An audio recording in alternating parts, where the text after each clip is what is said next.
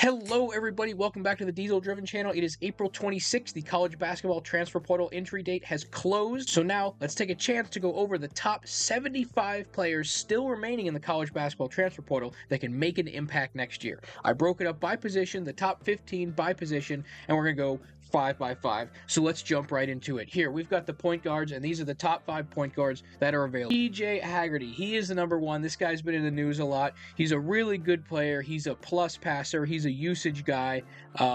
He's a really good college player. He's going to be a Power 5 starter. And he wants about $4 million. So we're going to see if he gets that money and who's going to pony up for him. I doubt he gets quite that much, but he's certainly a good player, and he'll command a hefty sum, and I think he'll be playing big minutes next year. Next up is Boogie Fland. He's testing the NBA water, so we don't know if he's going to be here come in the fall. He might be an NBA player, might be drafted. He's second-round potential, so we'll see. But if he is, he's a really good passer, but he's raw. I think he should stay. He was an engine of an offense, and this is something I'm going to mention a lot in this video. When a young player is the engine of an offense, I think that really shows that they have the room to become a really great special player without a real ceiling. So if you're a young 19-year-old that can run an offense for any level, I think you can really grow, and that's what Boogie Fland does. I think he stays at Arkansas, honestly, and plays well next year. Next up, Desmond Claude out of USC. He's an experienced guy. He's played 3. He's only got 1 year remaining. He's a plus passer, doesn't turn the ball over, gets to the free throw line. Again, a high usage guy. He's a plug-and-play starter day one. You want him to come in, probably give you 30 minutes. I don't know where he's going to go. I'm not going to speculate where guys going. We've got smarter people to do that, but he's going to play well for someone.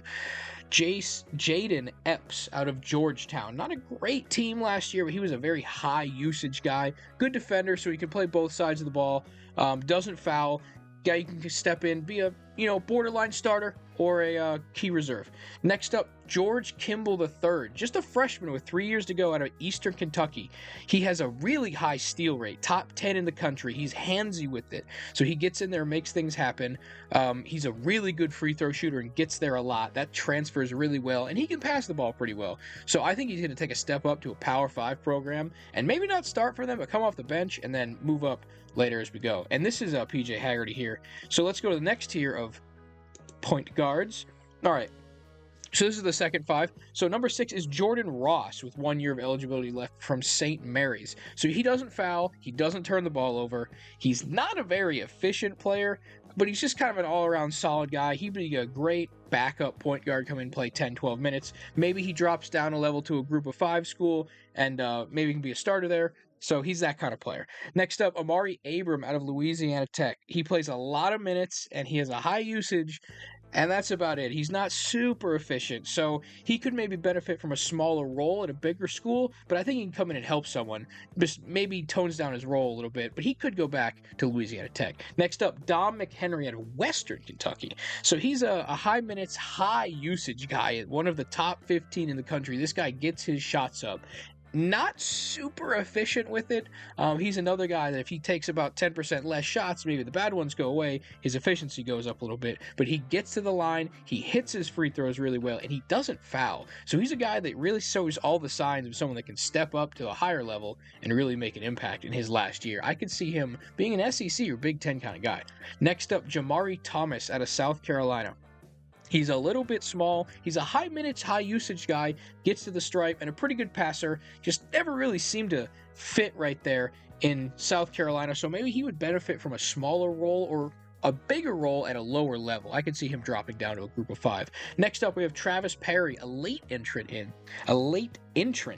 Entrance? Whatever. Anyway, he just came in from Kentucky. He is raw. He doesn't do anything great right now. He's pretty up and down. I think he could go for a change of scenery. His minutes were really up and down. I think some more steady minutes could help him. I could see him dropping down for a year into the group of 5 and then coming back up for a year or 2 to make an impact at a Power 5 school. And this right here, Western Kentucky, this is Dom Henry. He's got nice hair. He's just got the look of a guy like a backup point guard that comes in like Fan favorite. All right, now the last of our point guards here. Leading us off is Mikey Williams. Some of you might know this guy. He's a really, really highly rated recruit early in high school, kind of tapered off. Didn't have a great year at UCF, but he's big. He's 6'5". He can pass the ball. Huge recruit, but he did not play well this year. So anyone who wants to pick him up is purely on potential only. I think he should drop down into a lower conference where he can really hone his skills a little bit because the hype's a little bit too bright right now. Next, Mike Mitchell Jr. from Minnesota. This is an experienced Big Ten point guard. I'm not quite sure how he has eligibility. It's listed that he does. I've seen him play 4 full years.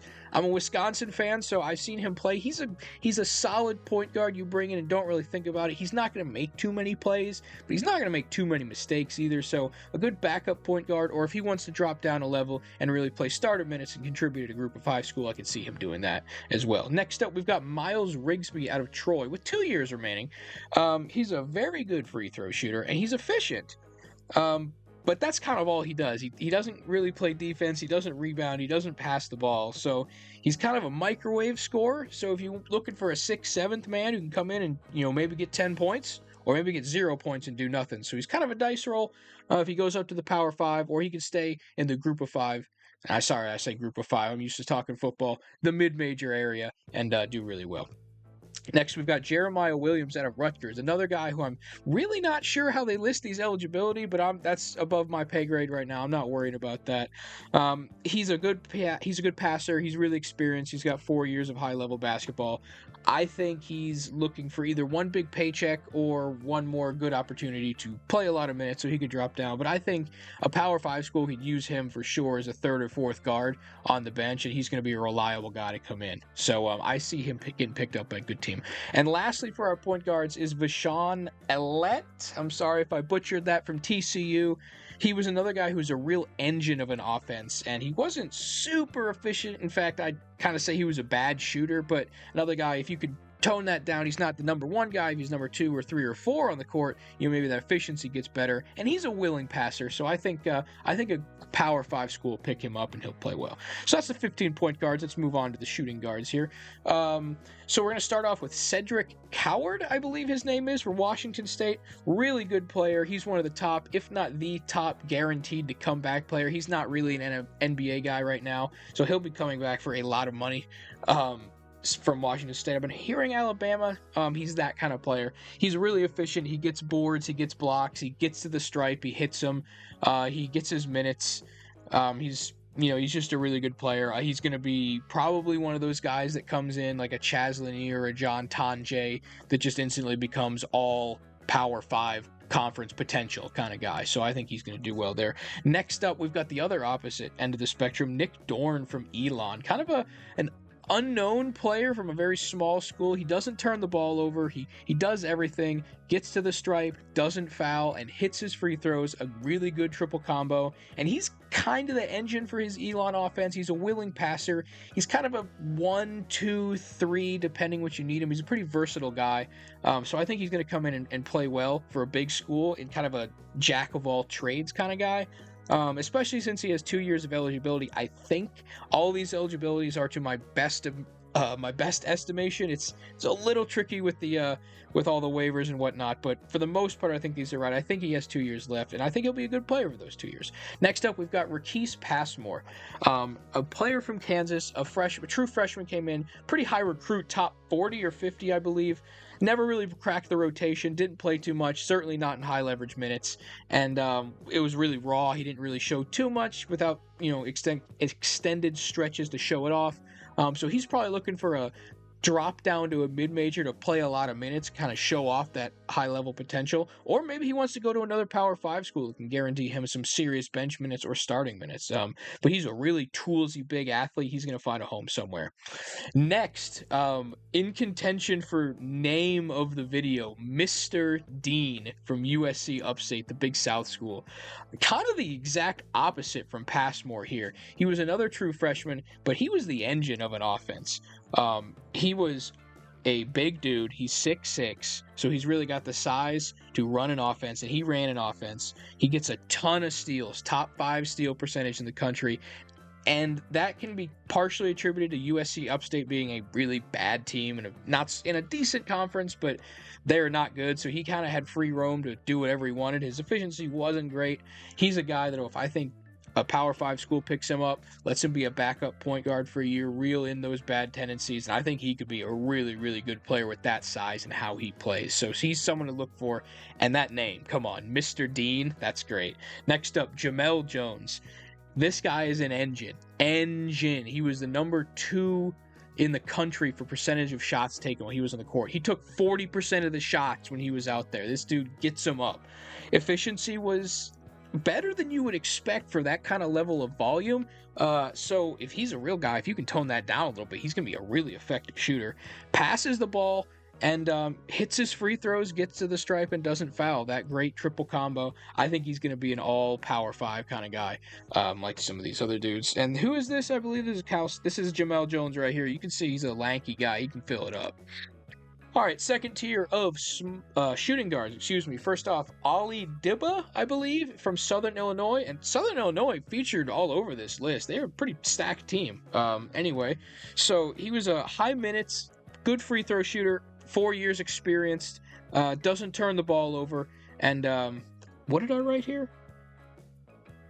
I can't read my own writing. I apologize. But he's a solid player. He's going to come in, I would say, bench player on a Power 5 school.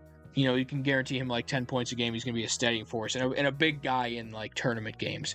Next up, Jaden Glover, another raw freshman guy, good defender, but never kind of like Passmore, never cracked the rotation, especially not Rick Pitino's rotation. So he needs to go somewhere else. He needs to change his scenery, and we'll kind of see where he goes. He's kind of a dice roll, high recruit, but we'll see what happens with him. Next up, Adam Miller from Arizona State, pretty efficient, pretty high minutes. Hits his threes at a pretty good rate.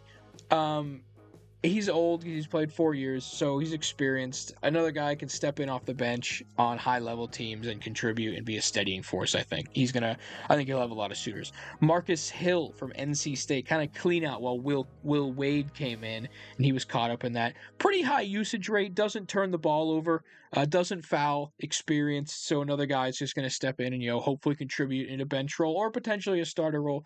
And then next up, we've got Dominic Nelson out of Utah Valley. He is a high usage rate guy with a very high free throw shooting percentage. He shoots it in the 90s, I believe, and gets there pretty well. So it's good for that. High minutes, good passer. He's going to go up a level and contribute, I think, as a starter or a bench guy. I think he's a little bit underrated here at the 10 spot. I would probably put him up a level, but 24/7 had him pretty low. So he's one to look out for. And that's it for that. Let's get to the third set. All right, and starting us off is Blackman. 1 year left from Miami, Florida. He was hurt last year, so this is 2 years ago. Good minutes, good efficiency, doesn't turn it over, fouls a little bit heavy, so that's kind of why he's low here. He can contribute, I think, as a bench point guard. You can never have too many ball handlers. Next up is Keza Giffa, I believe, at a high point. This guy can shoot the rock. He can play ball. Like, this guy's really good. High efficiency, high usage, really high offensive rating. Hits his free throws, gets there a lot. He's experienced. He's ready for a step up. High Point was a really good team this year, led by him and a couple other guys that have transferred out. They were stacked. So I think he should go contribute at a high level right now, like as a starter. Underrated here, I think. I think he's going to at least be a bench guy, or if he stays in a mid-major, high mid-major, I could see him playing really well there as well. Next up is Tyler Johnson, I believe, out of Wake Forest. He's a pretty good passer, pretty good steals guy, not efficient player. He looks a little bit overwhelmed at the Power 5 level. I think a drop down to the mid-majors would help him a lot. Will Johnston out of Loyola Marymount, good passer, doesn't turn the ball over. Gets to the stripe, efficient, good experienced player, 2 years to go. I think he could stay in the mid-majors and be a good player there. I don't think he needs to step up. I think that'd be a little bit too much for him. So in the mid-majors, I think it's where he fits. And lastly, TJ Caldwell just went in from Ole Miss. Raw experience, kind of like some of these other guys, looking for a new home, change of scenery to show off his skills and maybe do something better next year. Okay, first up we have R.J. Lewis with 1 year remaining out of St. John's. This is kind of he was not expected to leave, a little bit of bad blood maybe. He's testing the NBA waters as well, and he probably could get picked, so this one's kind of a coin flip if he's actually going to come back or not, but if he does, I don't think he's going to go to St. John's. He'll be going somewhere else. Really good free throw rate, a lot of minutes, good defender. I think he won some awards in the Big East this year. Really good player. Everyone's going to want him. He's going to be expensive. Next up, Jameer Watkins out of FSU. And this is him right here, actually, wearing a VCU shirt because he was there before 1 year at Florida State. Really well. Gets to the free throw line really well. Doesn't hit him at a great rate, but gets there a lot, so he can work on that. Gets a lot of boards, plays a lot of minutes. He's going to step in and play high-level basketball for somebody next year. Next up, Chad Baker-Mazara out of Auburn. He got an extra year out of that extra ruling, not ruling that junior college doesn't count. So he got 1 more year, and he wants to spend it somewhere else, I think. Kind of a vibe shift. Get some money. He's efficient, good offensive rating, gets to the stripe pretty well. He's like 25, I think, so he's, a grown man playing against children basically out there. So he's going to do well based on that. So he's played really well this year. He'll play at a high level next year. Next up, Darion Reed out of the other side of Alabama. Really raw, really toolsy, but played enough this year. Got to the stripe. He needs minutes though, like some of these other guys. So he could stay in the Power 5 level, but I could kind of see him dropping down and dominating the mid-major next year. And lastly, we got Kennard Davis out of Southern Illinois. Here we go again. Ton of minutes, high usage, still efficient. Steals, I think I wrote right there. Good player. He's going to step in. He's got 2 years to go. That Southern Illinois team was really good. He was a part of it, and I think he's going to be a solid wing for a couple of years now. Okay, second tier, we've got Rylan Griffin out of Kansas.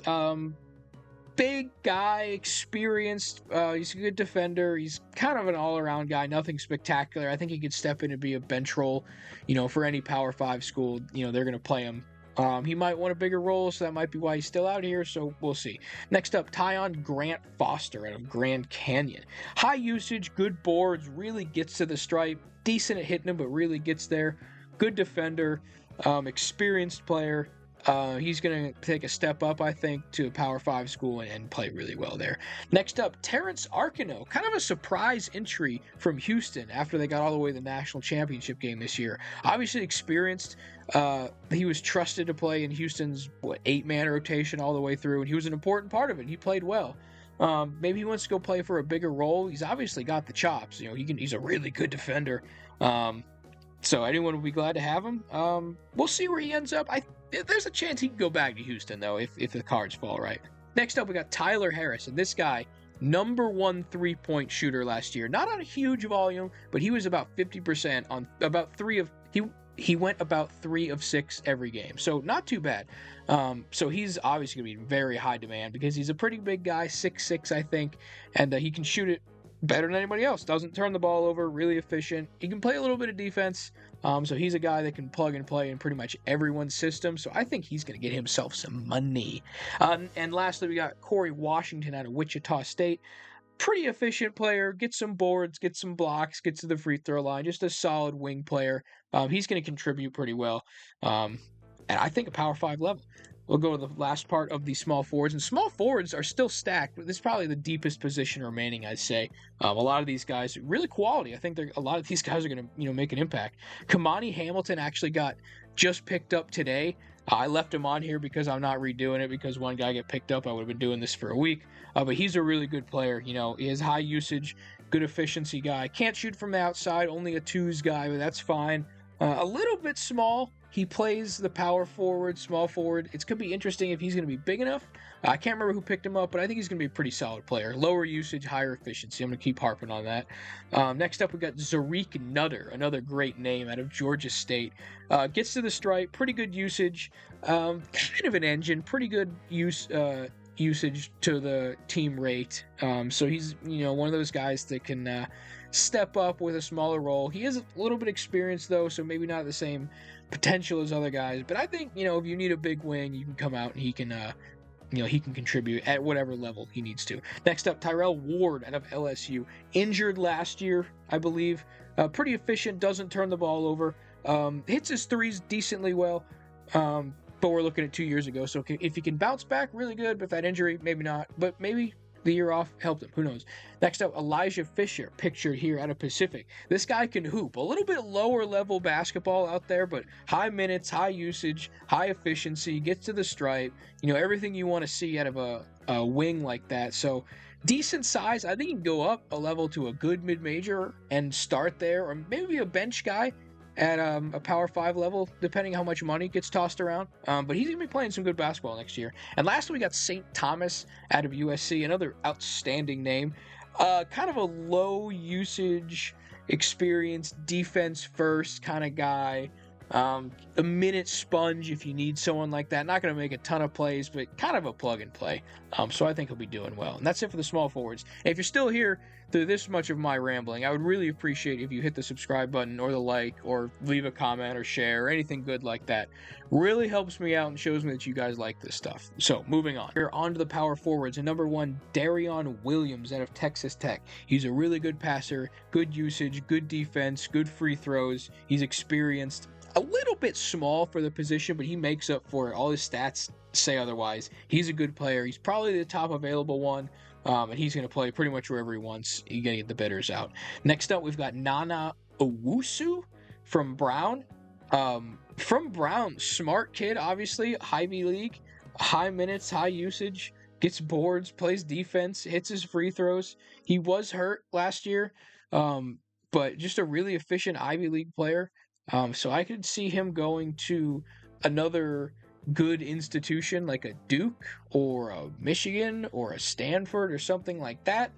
But we'll see. Next up, we've got Blake Harper pictured here. And this guy, he is, like I say, an engine. He was a good free throw shooter, got to the stripe, ran the offense, hit his threes pretty good, and decently efficient for how much he shot the rock. He's got 3 years to go. He reminds me a lot of Adrian Woolley out of Kennesaw State.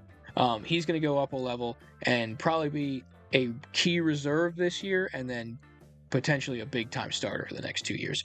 Next, we got Ven Allen Lubin. Not sure if he has eligibility left, again, like some of these guys, but if he does, he really, really good player.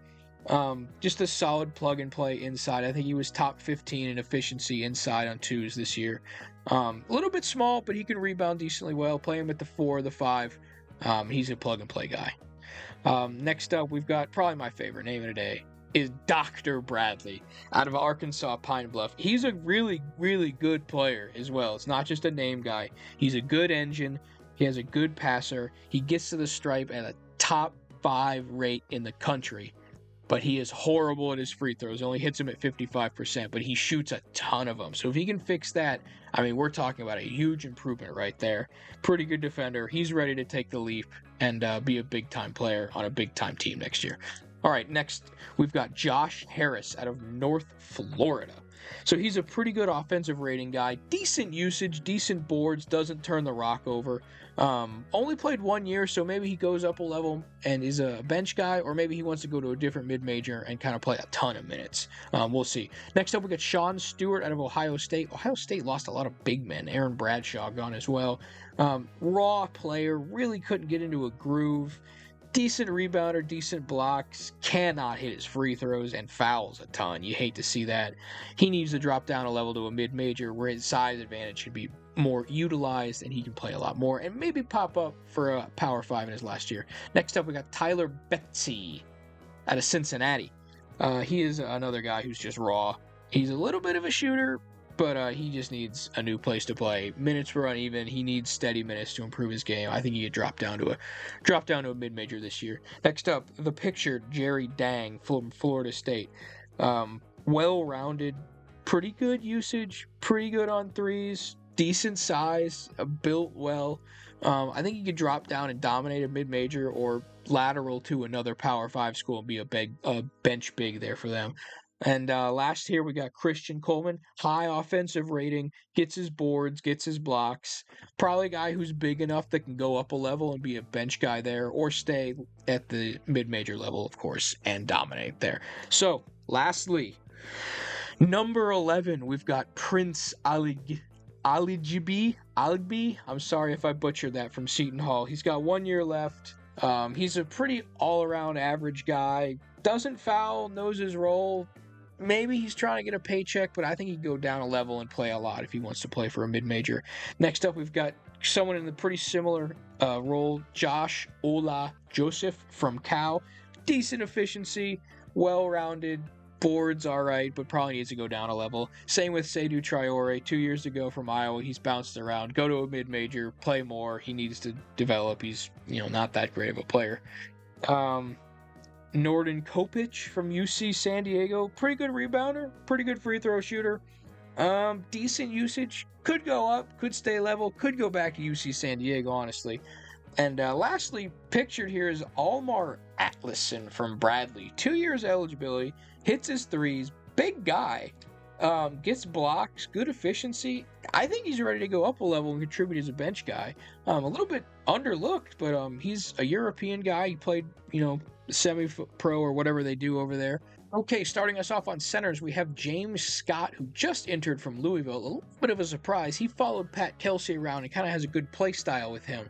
He has 2 years remaining. He was top 10 in the country on 2-point percentage, so pretty efficient. Not a great free throw shooter. Gets a lot of blocks, and he's big. So he's going to be he's a rolling big. He's going to be in pretty high demand, with 2 years ago especially. Next up, Baba Miller out of FAU. Pretty good efficiency, good blocks, good boards, big, 6'11". He's experienced. Could see him going to a team like Michigan, like a Vladimir Golden kind of style. Maybe not the same. Be a backup big for sure, though, in the Power 5 if he wanted to. Maybe a starter somewhere. Next up, Duke Brennan out of Grand Canyon. Big guy, 6'10", really high offensive rating. Goes and gets his boards. He's pretty efficient. He's going to go up a level and contribute. That's the fact. Pictured here, Luke Bamgeboye from VCU. Just got picked up by Texas Tech, actually, to replace a guy coming up on the list here. He's young, has the second highest block percentage in the country. Small role on offense, but he gets his rebounds, so I could see him growing for a couple years and really developing well. But that blocking skill, it kind of can change the game around the paint. He can put a wall around the rim. And last, we got Josh Ojianwunu from Baylor. Efficient guy, high offensive rating, good boards, hits his free throws. Can't read that last word, but he's a pretty good player. 1 year to go. I could see him being a power backup big somewhere. Okay, next we've got the pictured Ugonna Onyenso from Kansas State. He's built. Look at him. He's a physical specimen. Another guy who can change the paint with his physicality down there. Good, efficient, high offensive rating. Unselfish. He'll pass the rock a little bit. Good size. Starter level player in the Power 5 easily, I think. Next, we've got Vince Iwuchukwu from St. John's. Big. He's gets boards, he gets blocks. He needs to go down a level and play a lot of basketball. He's just not going to contribute at a Power 5 level quite yet. Frederico from Texas Tech being replaced up there, as we mentioned previously. He's going to be a good backup big, good player, 6'11", big guy. Gets his boards, gets his blocks. Good backup big for someone. Yusuf Singare from UConn. Never really cracked the rotation. Was on the title team last year, but between that year and this year only has 200 minutes. Never cracked it. He needs to go down a level to see if he can play, get a lot more practice, and maybe he can come up for one more year. Papa Kante from Pitt. Guy who never really cracked the rotation, was in and out of the lineup. He needs to go down a level, get some more minutes. He gets to the line a little bit when he's in the game, so he needs to go, hone his skills. On to the last 5. We've got Reese Potter out of Miami, Ohio. He's big, 7'1", and has a block rate to show that. But that's about it. He's pretty raw elsewhere. He could maybe go in another mid-major and contribute. We'll see. Arinton Page out of Cincinnati. Cincinnati had a pretty good roster that they're getting torn apart. 6'11", doesn't foul, good efficiency. Then that's about it. Probably needs to stay in a mid-major to practice a little bit more. Bradley Easywiro, high offensive rating, good board guy, gets his blocks, doesn't turn the ball over. Good, big guy, probably a mid-major guy. Yeah, Wilhelm Breidenbach out of Washington. Kind of a goofy looking guy. He's got goggles and a big beard. 3-point shooter, big guy. I think if he goes down a level to a mid-major, he can take his physicality to another level and really, really be something up there. Or he could stay at the Power 5 level and be a decent backup big. And then lastly, the pictured Noah Amenhauser from Coastal Carolina. High usage, good boards, good blocks, doesn't foul, 7-1. He's that kind of guy that big schools pick up and, see if they can mold in the last 2 years. So I think he's going to go up a level. Maybe not play this year, but, from there, I think it'll be really good. So that's what we got, guys. The top 75, 70-ish guys still remaining in the portal. Just a quick and dirty. If you've got this far, hit the like button, hit the subscribe button. I really do like making these, and the feedback helps. So anything you think I can improve them on, throw it in the comments below. But that's it, and I will see you guys next Saturday for some more hoops.